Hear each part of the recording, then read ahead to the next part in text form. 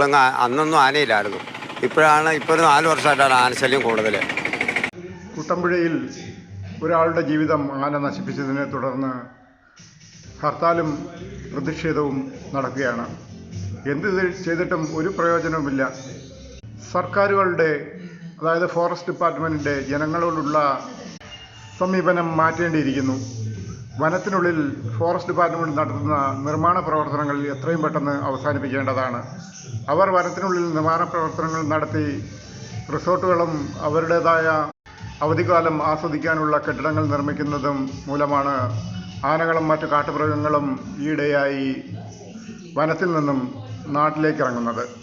DFO മുതൽ മുകളിലോട്ടുള്ളവരാണ് ഇതുപോലുള്ള സുഖ സൗകര്യങ്ങൾ വനത്തിനുള്ളിൽ ആസ്വദിക്കുന്നത്.